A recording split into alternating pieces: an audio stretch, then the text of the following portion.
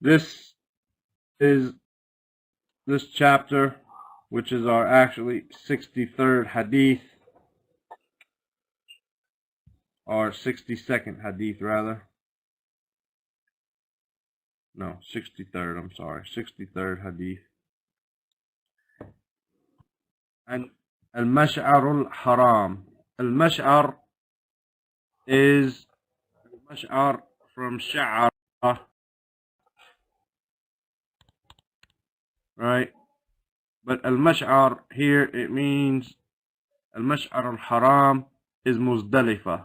That's what they call al-Muzdalifah when you're going to make Hajj. Has nothing to do with Umrah, because you don't go to all those places. Umrah is just inside the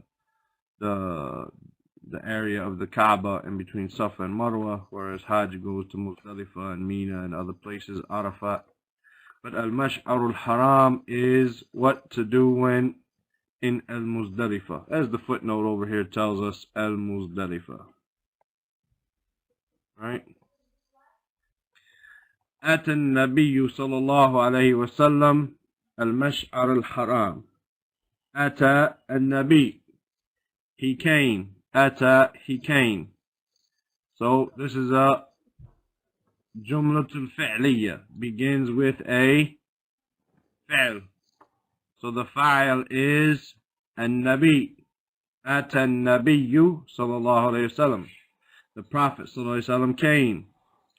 Came where? Went to where? Al-Mash'ar al-Haram.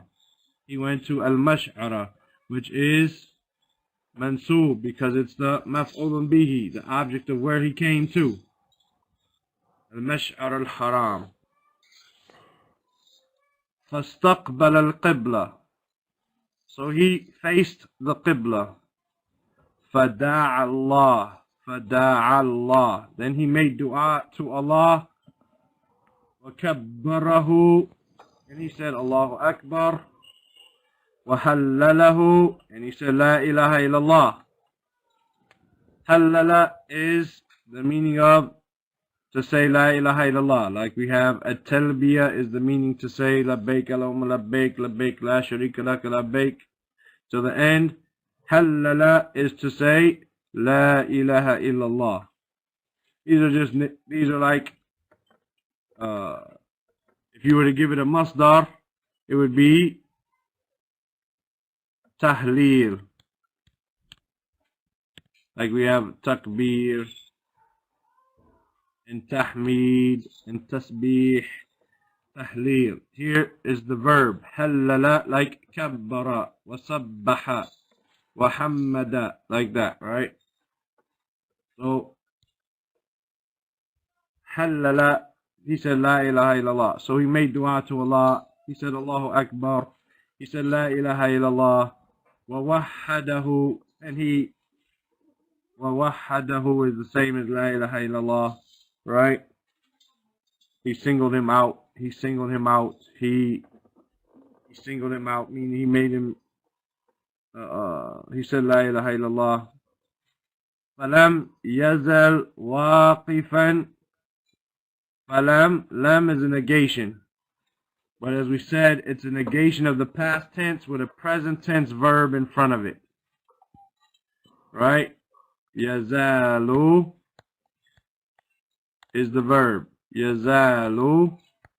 But because of the lam, the lam on la yazal, the last letter takes a sukoon. And since we have a sukoon on the alif and a sukoon on the lam, then we drop the alif and it becomes yazal. And it means to cease. To cease. So here, he did not cease. He did not stop. As we have the hadith, which many people may have memorized. لَمْ تَزَالُ طَائِفَةٌ مِّنْ أُمَّتِي مَنْصُورِينَ عَلَى الْحَقِّ. There will not cease to be a group of people amongst my ummah victorious upon the truth until the day of judgment comes, as the hadith continues. Right? فَلَمْ يَزَلْ. So he did not stop or cease to be waqifan, standing. Waqif. Waqafa to stand. Waqif, standing. He did not cease standing, making dua, making takbir, making tahleel, like this.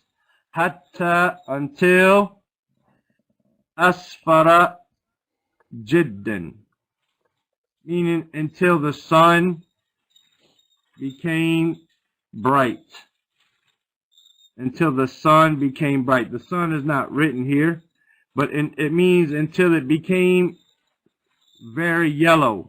Asfara, from asfar, is the noun asfar for yellow, or here's a verb, until asfara jiddan, until it became very bright, meaning until the sun became very bright, or the sky became very bright, right? فَدَفَعَ, dafa'a, as we learned, is to push, right? Here he gives us the footnote, which means sara, meaning he moved on. He traveled. He moved on from where he was. Dafa'a sara, meaning he pushed on. He stopped and he pushed on. We might use that language today, right? Let's push on before it gets late or something, right? When you're traveling. But dafa'a, so he pushed, so he traveled, so he moved, so he left that place. Qabla an tatlu ash-shams, before the sun rose. Tatla'u, tatla'a, because of an. Tatla'u, but because of an is one of the mansubat, the things that make the verb follow it. Mansub, right? And we're going to learn that next week, inshallah ta'ala, in Nahl Wadih. We're going to start to learn the mansubat, those things which make the verb mansub, right? So, qabla an tatlu ash-shams, before the sun rose. What rose? The sun, right? Marfu', because it's the fa'il. The fi'il is tatla'u, and the fa'il is ash-shamsu, right? Any questions?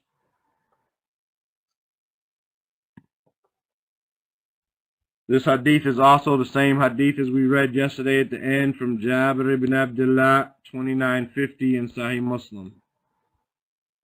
Part of that same hadith.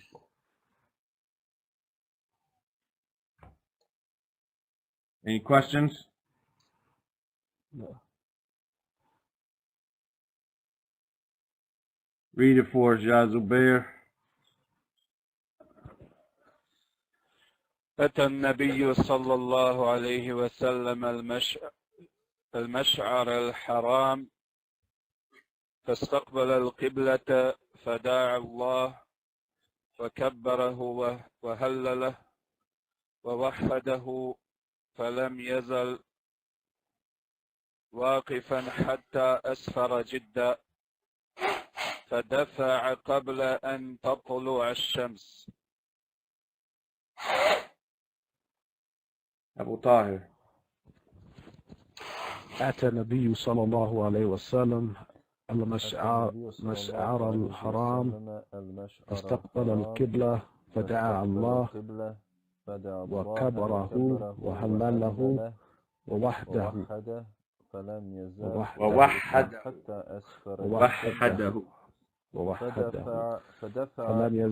واقفا حتى أسفر جدا فدفع قبل أن تطلع الشمس. نعم يلا يا ياسين. أتى النبي صلى الله عليه وسلم المشعر الحرام فاستقبل القبلة فدعا الله وكبره وهلله ووحده فلم يزل واقفا حتى أسفر جدا فدفع قبل أن تطلع الشمس. يلا يا محرم.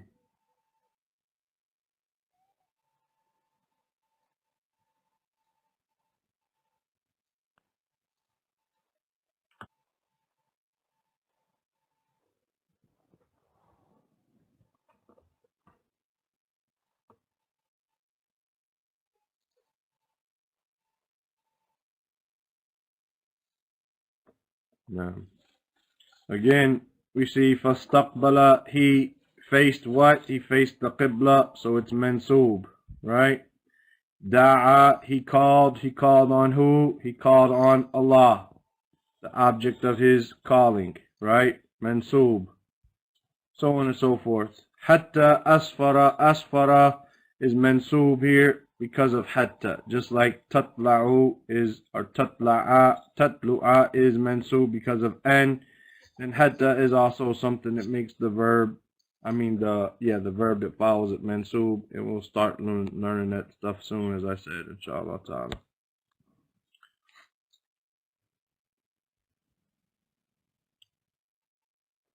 Ramyul Jimar.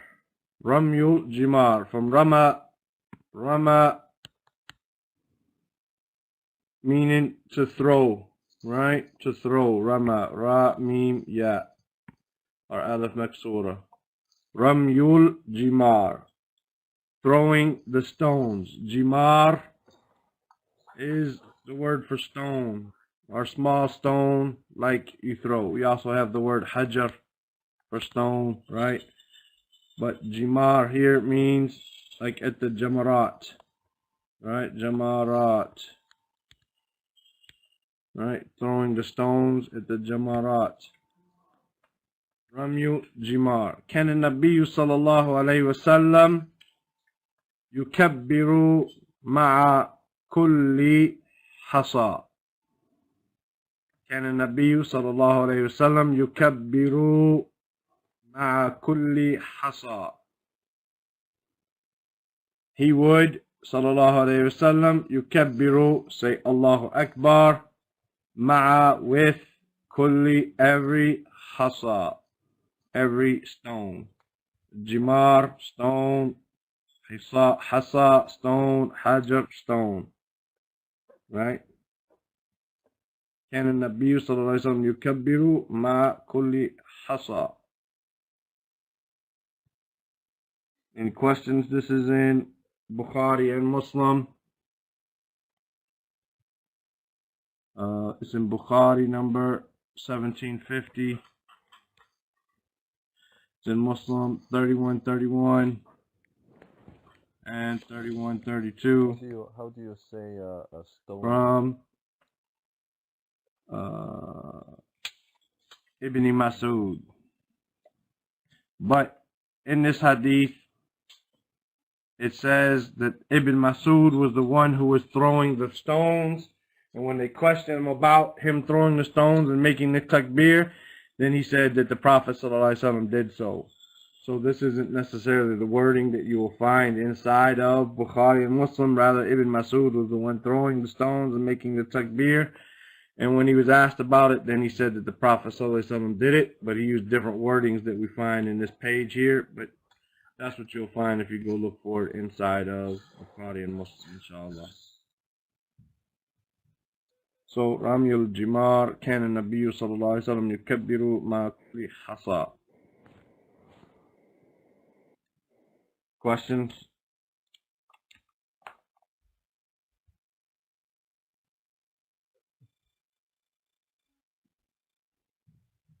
Ramyu. Ramyu. Okay. Same thing. And this probably what is better. A Jimar, Mijmar, Jamra, that's charcoal. Mijmar is like a charcoal burner. But here, Jimar might be referring to the Jamarat, right?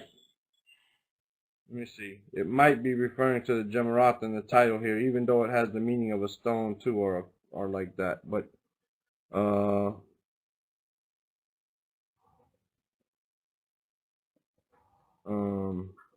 yeah. It says here palm pith Jimar, which would mean like a trunk of a tree, you know, and that's what they make the Jamarat look like. So Allah knows best. But Ramyu would be stoning. Ramyu would be stoning, throwing the stones at the Jimar. That's probably better here.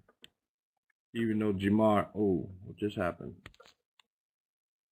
I just shrunk my page somehow. Even though Jimar has the meaning of a stone or like that as well. But here, Rami al-Jimar probably has the meaning of stoning the Jamarat.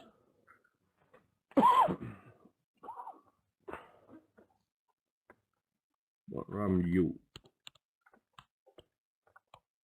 It's not in the Quran. Ramyu. The stoning isn't in the Quran, huh? It used to be. Right? It was abrogated, huh?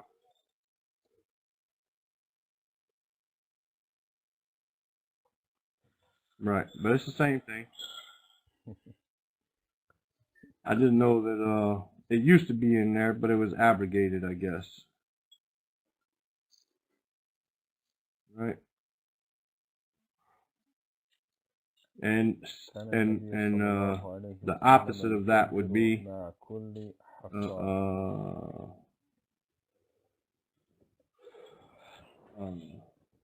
lashing is jalda, right? Giving lashes, jalda, and rami would be the stoning to death.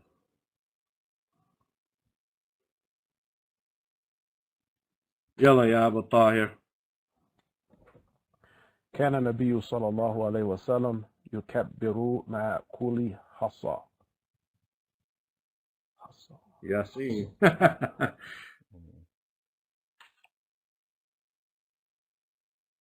Yasin, you with us? كان النبي صلى الله عليه وسلم يكبر مع كل حصى. Oh yeah. No. Muharram. Yeah. I got it.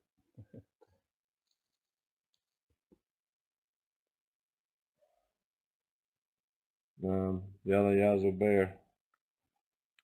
كان النبي صلى الله عليه وسلم يكبر مع كل حصى. In English. Yeah. And hasa comes from the root word of ha, sin, ya, or alif maksura, right? It means a small stone, but it comes from the word hasa, meaning to count, right? To count. And so, if you remember these old things called an abacus, right?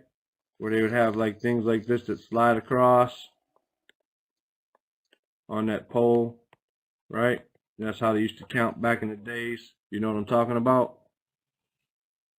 Those little things on there is a hasa, right? That's how they used to count, with little pebbles to move them, slide them back and forth, hasa. So this is maybe where they get the name from. Allah knows best. Abacus.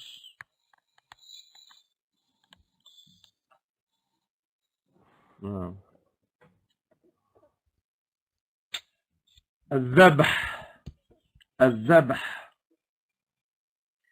ضحى النبي صلى الله عليه وسلم بكبشين أملحين أقرنين وقال بسم الله والله أكبر. الذبح, which is slaughtering, right? Slaughtering.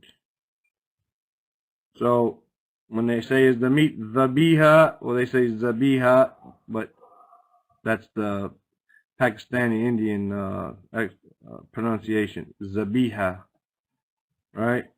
It's zabiha, and all meat is slaughtered, but is it slaughtered Islamically? Zabiha Islamiyya or ghayr dhalik, right? So zabh, slaughtering. Dhaha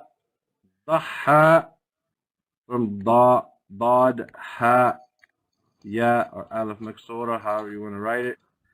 Dhaha means to sacrifice, like the word udhiya, udhiya, right? That's the root that it comes from. Dhaha.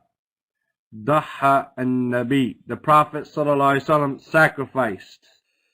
And this is the same word they use for other sacrifice. Like sacrifice, you need to sacrifice your time, sacrifice your money. They use the same root. Dhaha, udhiya, right?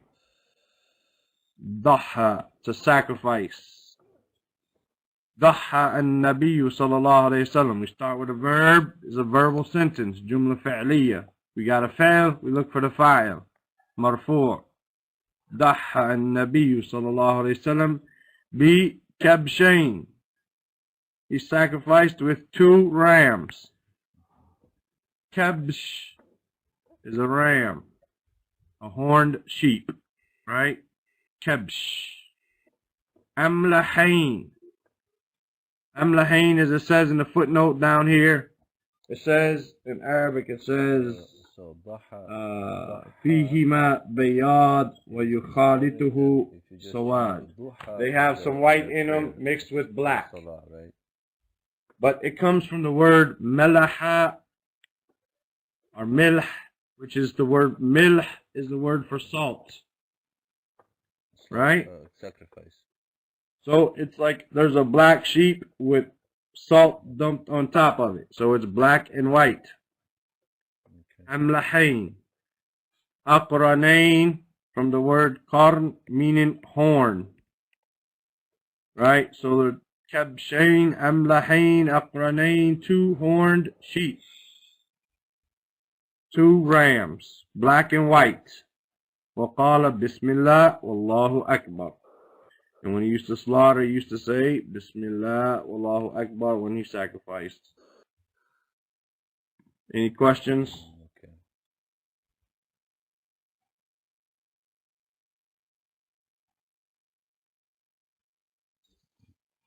Okay.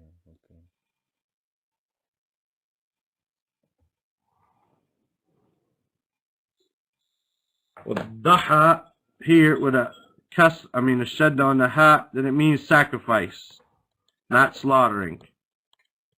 But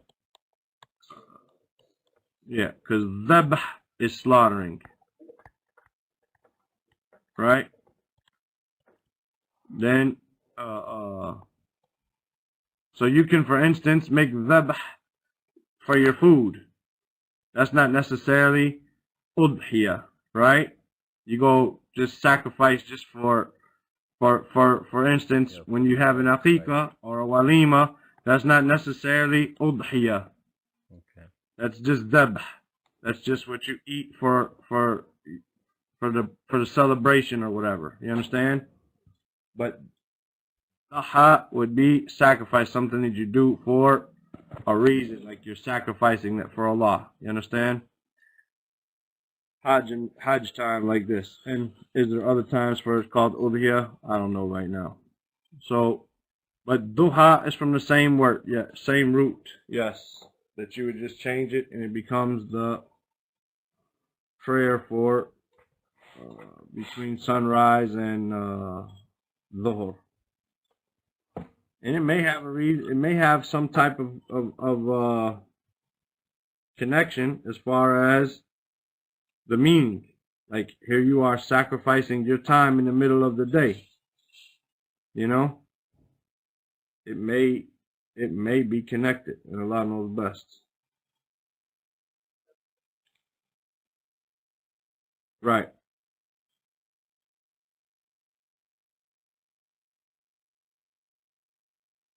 Oh yes. Did yes, you yes. say milh or milh? Okay. ضحى النبي salt. صلى الله عليه Milh, وسلم as far as I know. أملحين But I could just be saying it from وقال بسم الله والله أكبر. How I hear it, or let's see.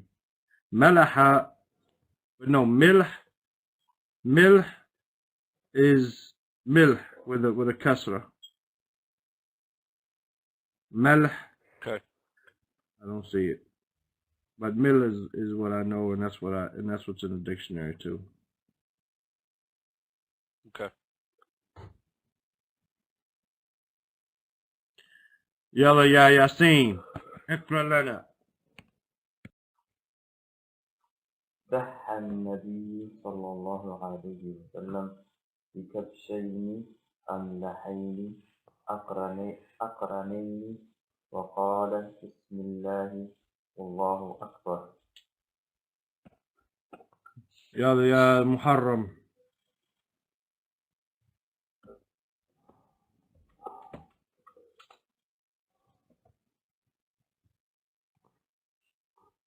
Muharram, you with us?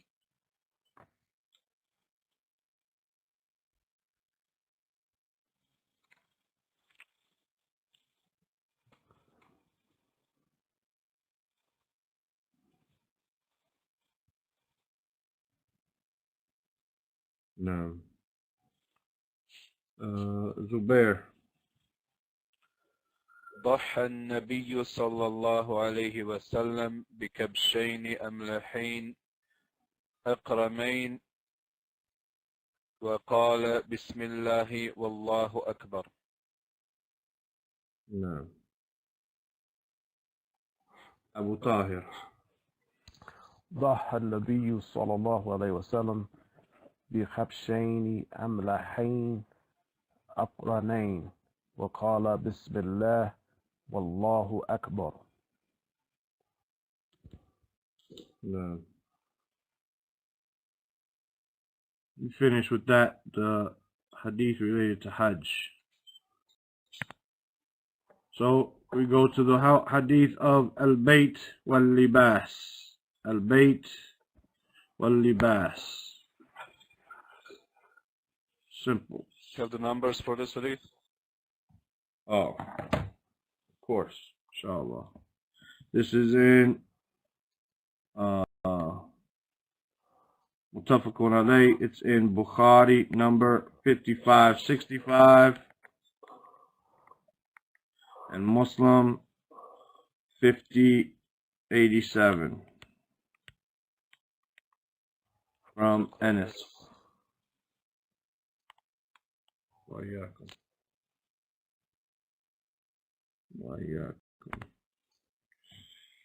These hadith with al-libas wal-bayt or bayt wal-libas, there's only really two of them, one for the bayt and one for the libas.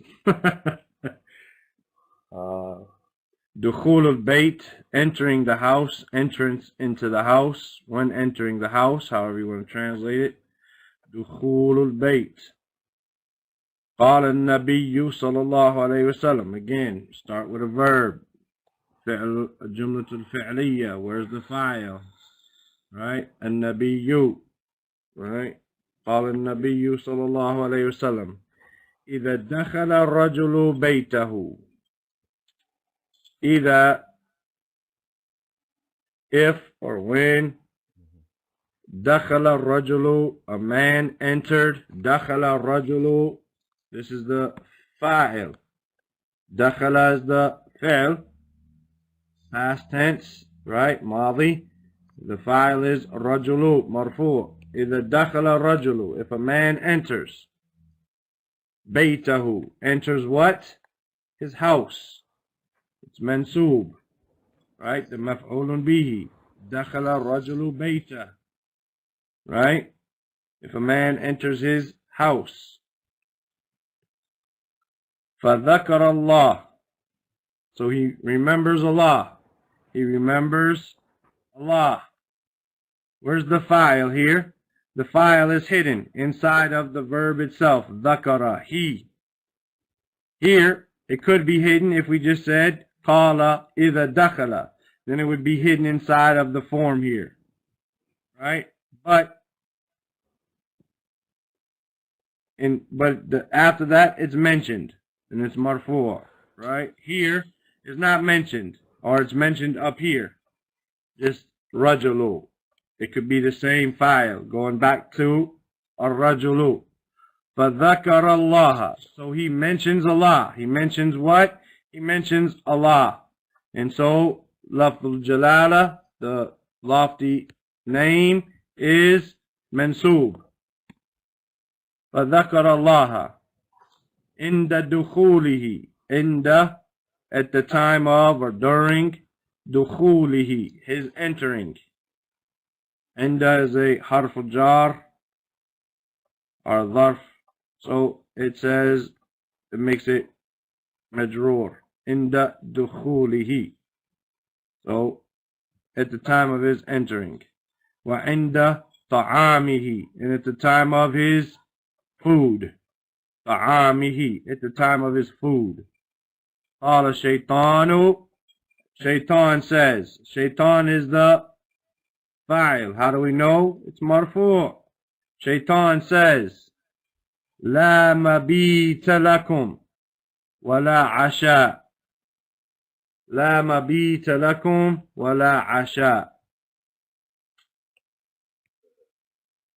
Shaitan says, La mabit. Mabit is a place for you to spend the night, like a bait. Right? There's no place for you to spend the night. There's nowhere for you. Mabit from bait. La mabit lakum, meaning for you, meaning the other shayateen. Wala asha, and no dinner. Asha is at the time of Isha, which is dinner, right?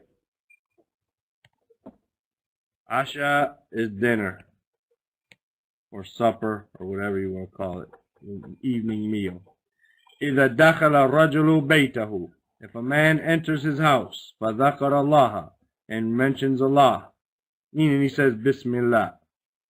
عند دخوله وعند طعامه, meaning he says Bismillah. قال الشيطان, shaitan says, لا مبيت لكم ولا عشاء.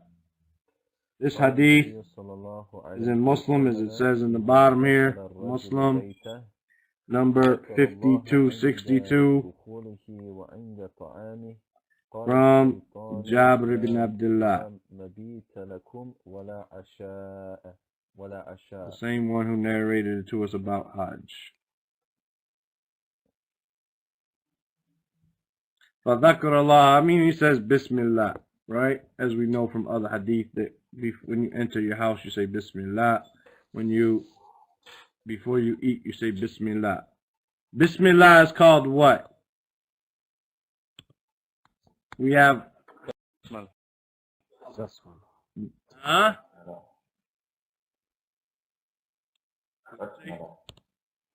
I can't hear you. What do you say, Yasin?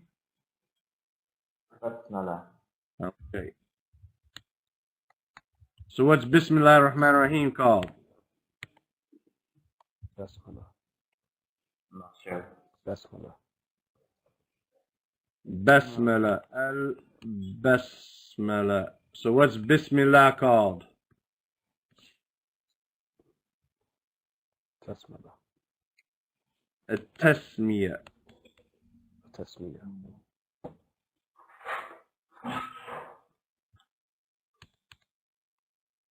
Tasmiyah. Bismillah is called the Tasmiyah, and Bismillah ar-Rahman ar-Rahim is called the Basmala. Right?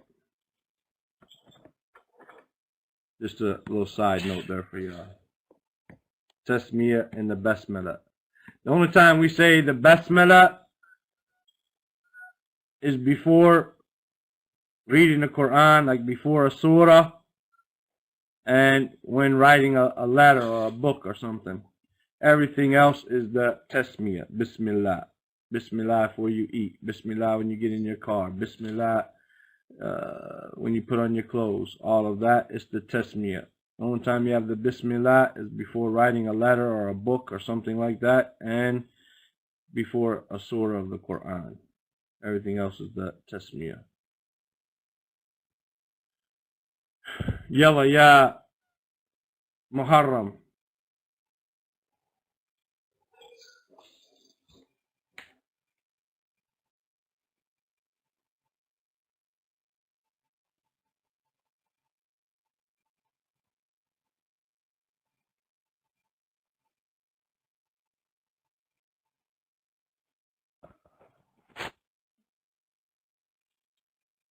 Ya Zubair. قال النبي صلى الله عليه وسلم إذا دخل الرجل بيته فذكر الله عند دخوله وعند طعامه قال الشيطان لا مبيت لكم ولا عشاء. يا أبا طاهر. قال النبي صلى الله عليه وسلم إذا دخل الرجل بيته فذكر الله عند دخوله وعند طعامه قال الشيطان لا مبيت لكم ولا عشاء. يلا يا ياسين. قال النبي صلى الله عليه وسلم إذا دخل الرجل بيته فذكر الله عند دخوله وعند طعامه قال الشيطان لا مبيت لكم ولا عشاء. Now, then we have an item of clothing, a new item of clothing here. Lubsu الثوب الجديد. لبس الثوب الجديد. لبس. Give me 1 second. I want to make sure what I'm about to say is in the right context here. Lubs. Whereas if you say labs with a fatha here, that means confusion. So when we say yalbis with yalbas, yalbas means to get dressed or to put on clothes. Whereas yalbis with a kasra means to confuse something. So labs means to confuse, whereas lubs means to put on. So these are two verbs with two different meanings but the same root. So pay attention, inshallah. Lubs al-thawb al-jadid, wearing a new item of clothing. Al-thawb al-jadid, item of clothing. Al-thawb al-jadid, new, wearing a new item of clothing. كان النبي صلى الله عليه وسلم إذا استجد ثوبا. إذا استجد meaning from jadid, jim dal, right? Here means basically to have a new item of clothing, right?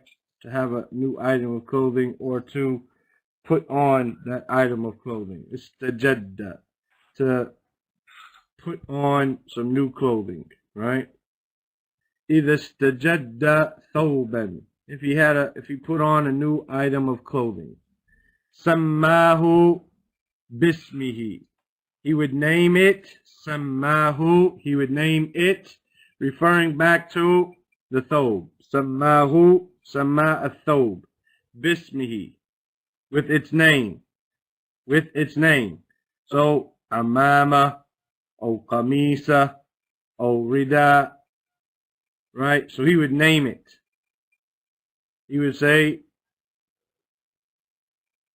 Allahumma yaqul, thumma yaqul. So he would name, for instance, he would say هذا الثوب Allahumma laka alhamd wa anta kasawtanihi, meaning he would name his item of clothing that was new, whether it was an imama, a turban, a qamis, a shirt, the thobe that we wear, we call it a thobe, but it's called a qamis, right? Because thobe means clothing, or rida, which would be an izar, basically, right? Thumma yaqul, then he would say, Allahumma laka alhamd, O Allah, Ya Allah, for you is the hamd. Anta kasawtanihi. Kasaw is you provided me with this clothing. You gave me this clothing to wear. Right? Kasaw, it's a strange word, means to provide me with the clothing, right? Kasotani, you, kasota, enta, kasota, ni is me, and then he. So ni, you provided me it, or provided it for me. Kasotanihi, you provided me with it, or you provided it for me, right? As'aluka khayrahu, I ask you for what? The good of it. Khayrahu. Wa khayra ma sunya lahu. And the good of what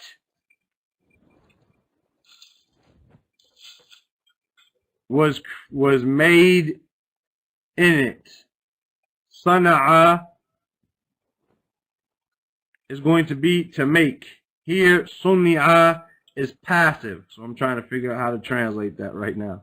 Sunni'a, and the good, what it was created for, what it was made for, the good of what it was made for. So I ask you for the good of it, khayrahu wa khayru ma suniya lah, and the good it was made for it, the good that it was made for, meaning you want the good of the item itself and the good that it was made for. Wa a'udhu bika min sharrihi, and I seek refuge in you, bika, in you, min sharrihi, from its evil, wa sharri ma sunya lah, and the evil of what it was created for. So this hadith is in At-Tirmidhi, number 1767, from Abu Sa'id al-Khudri.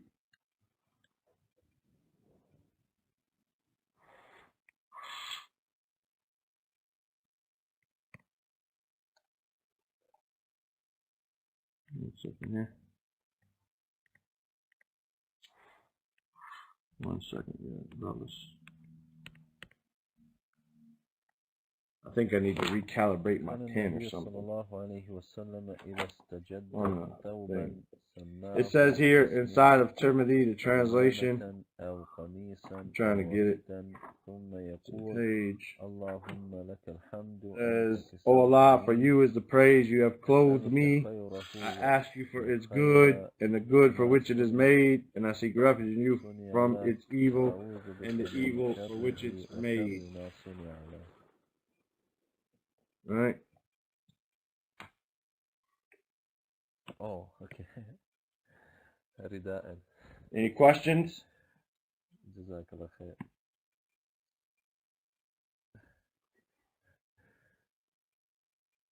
وردا. If not, yellow ya Zubair.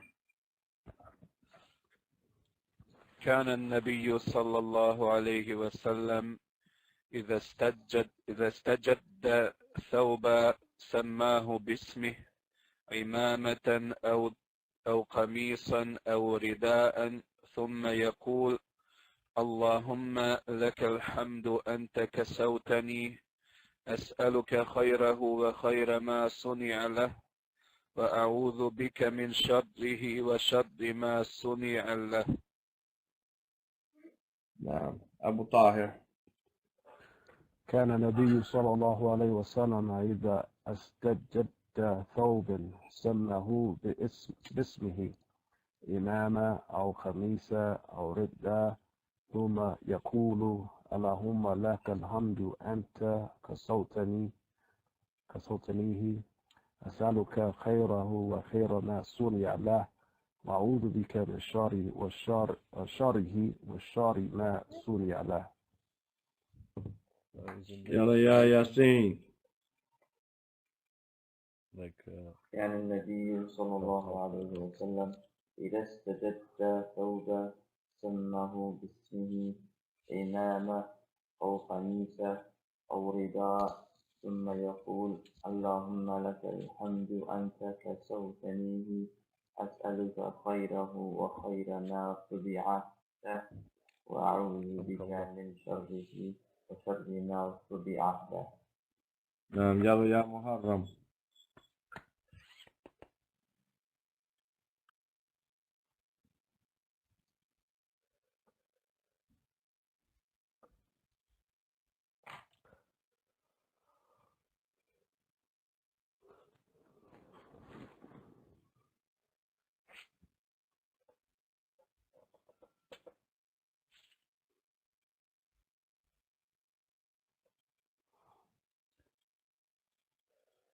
Now, you said ridden, but ridden means apostasy.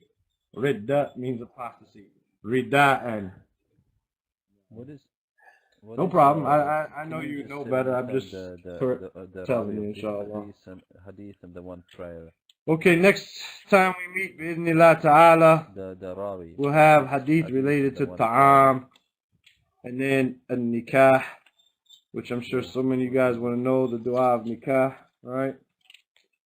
Okay. And then there are many hadith related to al-layl wal-nawm, inshallah. So maybe we'll finish the hadith of ta'am and nikah and enter into the hadith of al-layl wal-nawm, but we'll finish that in 2 or 3 classes, inshallah. And you got into dreams, and we got dreams and the Adhkar of the morning and the evening, which is something important for us. And then general Adhkar, such as, such as just the virtues of tasbih and tahmeed and tahleel and al-hawqala. Does anyone know what the hawqala is? Al-hawqala.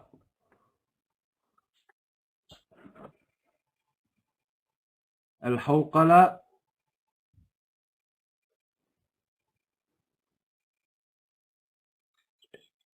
is La hawla wa la quwwata illa billah. It's called al-hawqala. Right? So, alhamdulillah. So we'll do those du'as, inshallah ta'ala. And then we'll almost be done. We'll enter into the kitab of Adab, inshallah. Not too much further, inshallah. And then we'll, after that, maybe another, I don't know how long we've been, maybe 3 weeks almost. Then we will, inshallah, begin, maybe after another 3 weeks, 3 to 4 weeks, we'll start with the مستوى الأول إن شاء الله تعالى with نواقض الإسلام قواعد الأربعة ثلاثة والشروط. Jazakallah khair. Are the audios and stuff helping, or is it too much that I'm sending? Helping. Alhamdulillah. It's helping.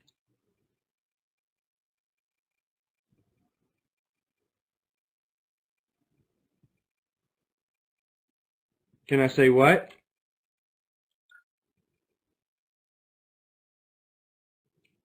Of this hadith is